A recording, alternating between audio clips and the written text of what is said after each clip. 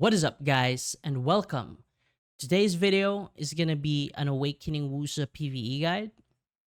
So, what a lot of people face when using the Awakening kit is that she is somewhat at risk at taking damage because, of her slow cast animations, or not slow, but long cast animations.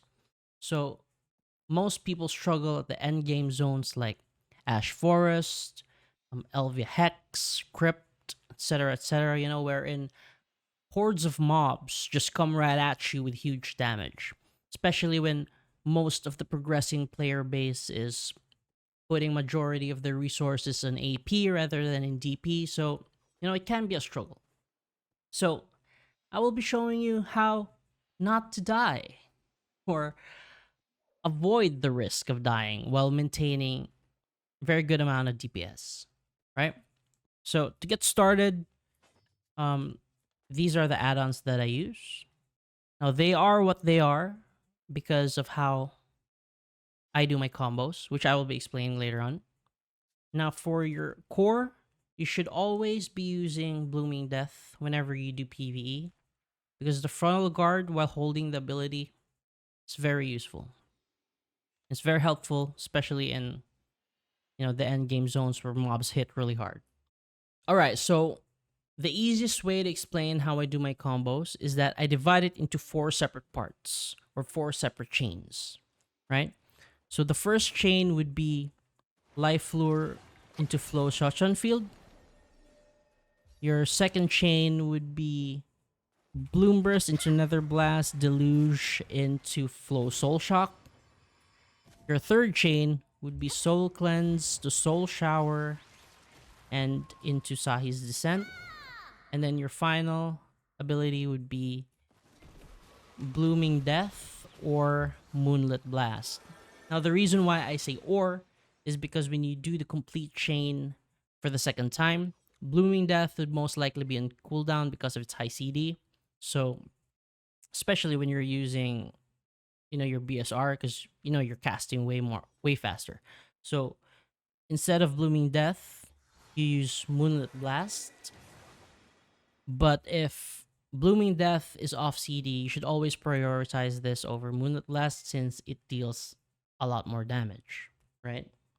And also note that these four abilities, they deal majority of your damage, right? So always prioritize these four abilities whenever they are off cooldown. So the easiest way to monitor this four chains is that you look at Shotgun's field CD. So whenever this is on CD, everything is good to go, right? So the key into surviving is that in the middle of every chain, you add an iframe, right? So you do your first chain, then you iframe, you do your second chain, and then iframe, third chain, and then you do your last ability, right? So every time you do this, you are avoiding 70 to 80% of the mob's damage. So here's a quick demonstration, right? We lure the mobs. So we do the first chain, do iframe, second chain, third chain, and then our last ability. And after you do your last ability, you iframe and then rotate your chains all over again, right? And as you can see, Moonlit Blast is used because Blooming Death is on CD, right?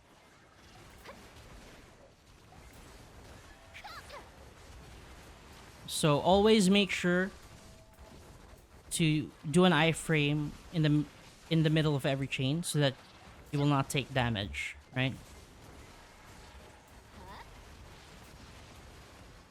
You see, the mobs really hit hard, so in order to avoid that, you have to add an iframe in every chain, in the middle of every chain.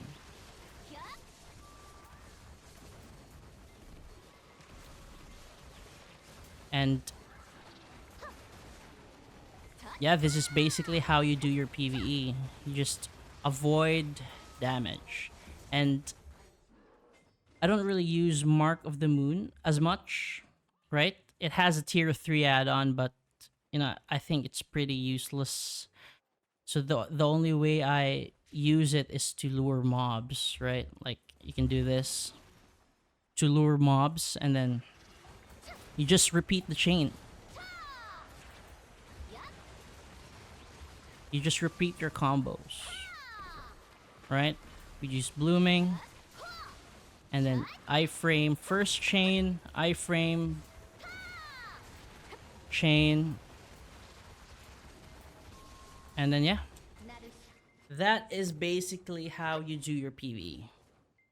So if you're struggling with your DP, you don't have much DP, you can always do this to avoid majority of the damage.